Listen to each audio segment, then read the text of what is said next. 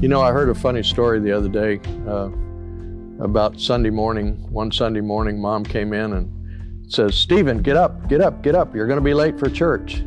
And Stephen, rolls over and pulls the covers over his head and mumbles something to his mom. And she says, "No, come on, Stephen, get up. You need to get up and get to church." He says, "Oh, I don't want to go. I'm not going to go." And she said, "Well, why aren't you going to go?" "Well, I'll give you a couple of reasons." He says, "One of them is that they don't like me, and the second one is I don't like them. They're too hypocritical." Anyway, she says, "No, come on, Stephen, it's time for you to get up." And he says, "Okay, well, you just give me a couple of reasons why I need to get up." And she looks at him, she says, "Well, first of all, Stephen, you're 37 years old. And second, you're the pastor." So, I thought about that, and I just thought, how funny that was with the mention of church, because you got to realize that you cannot change the world by going to church, but you can only change it by being the church. Let me say that again. You cannot change the world by going to church. You can only change the world by being the church. So when I ask you, what is a church?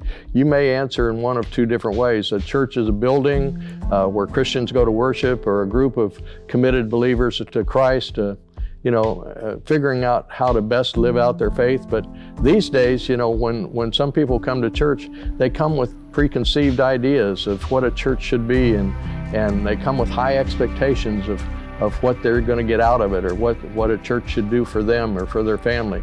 And when when the expectations that they have are not met, people get discouraged or disgruntled and eventually leave or shop for another church. And unfortunately, that's what we have today in a lot of situations. We've got too many church shoppers and hoppers these days, and they don't have a full understanding what the church really is, or perhaps, they just think they're looking for the perfect church. Well, let me say this to you right up front. I assure you there are no perfect churches, because there are no perfect people. So let me read you a little poem that I found very interesting. It's called "What Makes a Good Church?"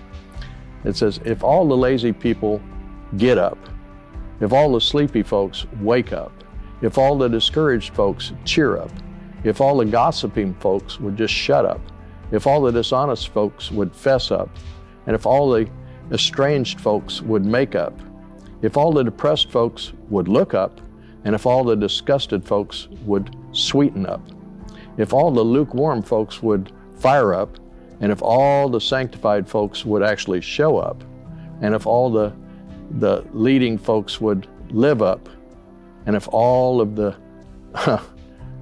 the vowing folks would pay up, but here again, if all the grumbling folks would just pray up, that would be the church the way that we need it to be. In fact, I encourage you today, be the church. You be the church the way that Jesus intended it to be. This is Pastor Riley, and that's just a thought.